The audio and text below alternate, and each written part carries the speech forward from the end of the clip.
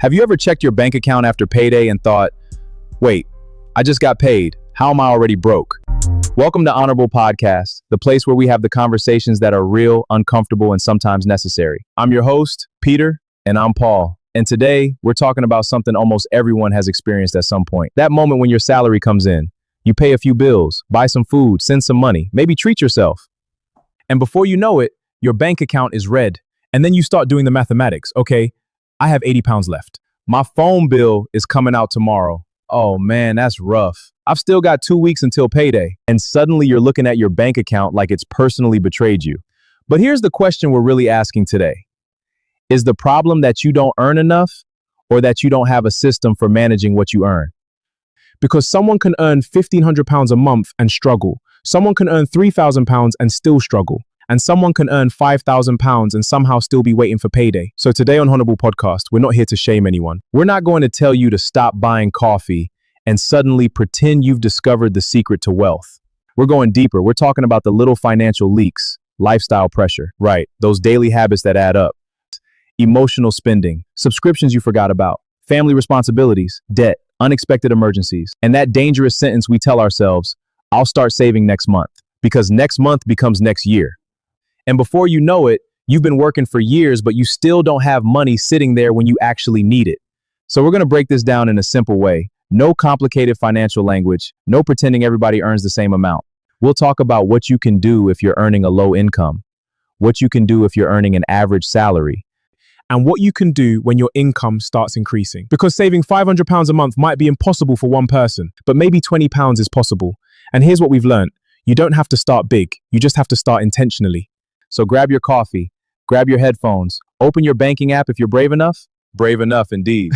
Because we're about to find out where your money is actually going. This is Honorable Podcast. And today's question is simple. Why is my bank account always red? Why is my bank account always red? Let's get into it.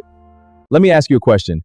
If your salary disappeared tomorrow, how many days could you survive? Not 6 months, not 3 months. I'm talking about how many days before your bank account starts screaming for help.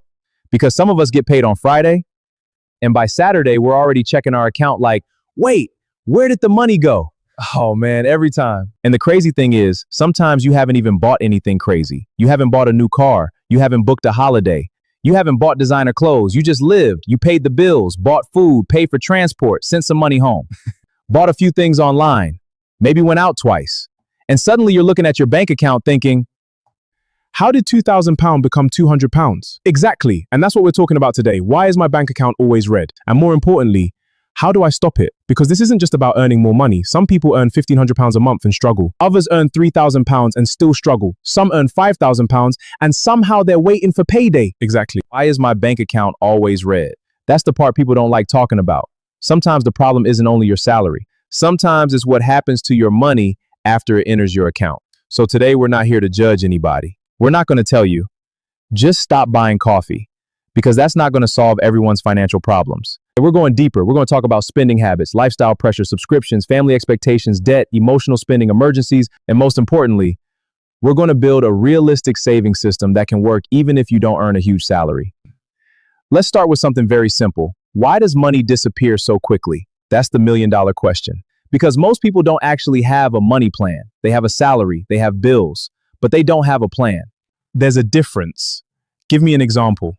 Okay, let's say someone earns £2,200 a month. They think, £2,200, I'm doing all right. Then rent is £800, council tax and utilities £250, phone £50, car and transport £250, food £300, insurance £100, subscription £60, family support £150, random spending £200. Suddenly they're almost at zero. And they haven't even had a major emergency. And that's the thing, it's not necessarily one big expense, it's small leaks everywhere. Exactly. Imagine your bank account is a bucket. You keep pouring £2,200 into it every month. But there are 25 little holes at the bottom, $7.99 here, $14.99 there, $35 there, £50 there, £100 there. And you're wondering why the bucket never fills. And sometimes we don't even know where the holes are. That's why the first step isn't saving. The first step is look at your bank statements. Don't guess. Look, take the last 30 days. Write down every single expense. And I mean everything. Even that £4.50 takeaway, especially that £4.50 takeaway. Because one £4.50 purchase isn't the problem. But £4.50 5 times a week becomes roughly £90 a month. That's over £1,000 a year. That's scary. Not scary, useful. Because once you know where your money is going, you can finally tell it where to go. Let's talk about something people don't normally mention. Emotional spending. Because sometimes you're not buying something because you need it. You're buying it because you had a terrible day. Exactly. You work all week. Your manager stresses you out. Your commute is horrible. You get home exhausted. You open your phone. You see something you like. Oh, what was it? And your brain says, treat yourself. And suddenly you spend £80. Then you feel guilty. But here's the important point. Enjoying your money isn't wrong. The problem is when every emotion has a price tag. Sad, shopping. I see what you mean. Stress, takeaway. Bored, Amazon. Celebration, restaurant. Bad week, holiday booking. Exactly. So what's the solution? Are we supposed to become miserable?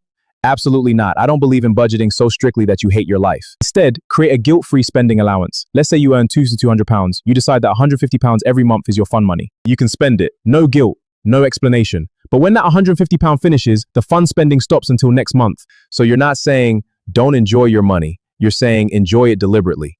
Exactly. Deliberately. Exactly. There's a huge difference between I can't afford this and I've chosen not to spend my money on this. The second one gives you control. Now let's talk about something that affects almost everybody. Trying to look like you're doing better financially than you actually are. This is huge, especially with social media. You see someone traveling, new car, new phone, nice restaurant, designer clothes, luxury apartment, and suddenly your normal life starts feeling inadequate. You start thinking everybody's moving forward except me. But you don't know their financial situation. That person might have £20,000 in debt. You saw the holiday. You didn't see the credit card statement. You saw the Mercedes. You didn't see the finance agreement. Okay, you got me there. You saw the restaurant. You didn't see the overdraft. That's powerful. You cannot build financial security while constantly trying to prove financial success. Let me give you a simple rule. Don't upgrade your lifestyle every time your income increases. If you get a £300 monthly pay rise, right, don't automatically create £300 worth of new expenses. Maybe use £150 for your life, £100 for savings, £50 for investing, or another financial goal.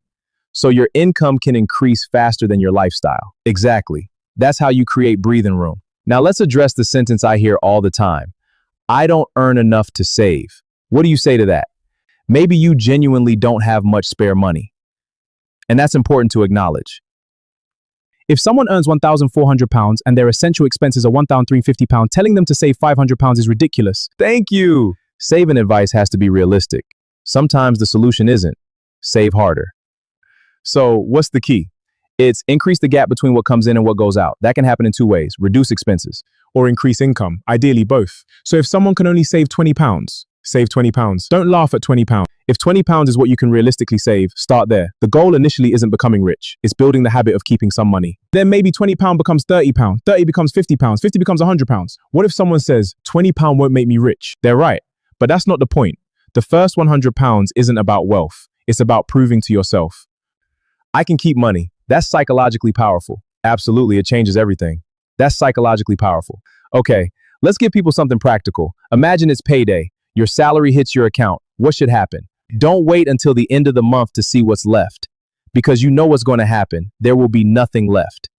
Instead, pay yourself first. The moment your salary arrives, move your savings. Smart. Not I'll save whatever is left, because there may be nothing left. Give us an example. Let's say you earn £2,000. You decide your first target is 10%. That's 200 arrives. £200 immediately moves into a separate savings account. Now you live on found £1,800. But what if £200 is too much? Then make it £100 or £50 or £20. The percentage is less important than consistency. And where should the savings account be? Somewhere that's not constantly in front of you. If your savings are sitting beside your spending money, your brain sees it as available. Makes sense. Make it slightly harder to access. Not impossible, just inconvenient enough that you don't casually spend it. I see, that's smart. Let's talk about emergency savings, because this is where things become serious. Yes, your first major financial goal shouldn't necessarily be, I want £100,000. Start with £500, then £1,000, then work towards several months of essential expenses. Why £500? Because life happens. Your car breaks down, your washing machine dies. You need an unexpected train ticket. You have an urgent bill. Something happens. Without savings, you reach for credit card, overdraft, loan, borrow from family, buy now, pay later. Then the emergency doesn't end when the emergency ends. You're still paying for it months later. Months later? So savings aren't just about wealth. They're about protection. Exactly. Savings buy you options. If your car breaks down and you have £1,000 saved, it's annoying. If your car breaks down and you have £12 in your account, it's a crisis. Give us a system people can actually use. Here's one I love. You don't necessarily need 5 different banks. You can use separate pots or accounts. Account 1, bills, rent, mortgage, council tax, utilities, insurance, anything essential. Account 2 is for daily spending, food, transport, small purchases. Account 3 is emergency savings, money you don't touch. Got it. Account 4, future goals, holiday, house deposit, car, education, business, whatever you're building toward. Account 5 is for fun, restaurants, entertainment, clothes, hobbies, things you enjoy. I see. Why separate them? Because it gives every pound a job. When everything sits in one account, £2,000 looks like £2,000 available. But if £1,000 belongs to bills, £300 belongs to savings, £200 belongs to your holiday, then suddenly your actual spending money is much smaller. And psychologically, that makes a massive difference, right? It's not just the numbers. So if someone listening today says, I'm tired of being broke before payday, what's the first thing they should do tomorrow? 3 things. 1, look at the last 30 days of spending. Don't judge yourself, just look. 2, find your biggest 3 unnecessary leaks, not 20. 3, just 3. That makes sense. 3, set up an automatic transfer on payday, even if it's only £20. And I want to add something. Don't wait until you earn more money to start becoming financially responsible. Because if you don't learn how to manage £2,000, earning £4,000 may simply give you bigger problems. Exactly, more money doesn't automatically create financial discipline. Sometimes it simply creates more expensive mistakes. So maybe the question isn't, why am I always broke? Maybe the better question is, where is my money going? And what job did I give it? And remember this, you don't need to become rich overnight. You need to stop making your future self pay for your present decisions. Start small, save something, track something, cancel something, pay something down, build something, and repeat. Because £20 saved today might not change your life. But the person you become by learning how to consistently save, that person can. And if you're listening right now with £5 in your account, don't be ashamed. Start from where you are, not where you wish you were. Because financial freedom doesn't usually begin with a huge amount of money. Sometimes it begins with the first £10 you decide not to spend. And that's where we're going to leave you. Check your account. Check your spending. Make a plan and give your money a purpose. We'll see you in the next episode. And remember, don't just make money, learn how to keep it.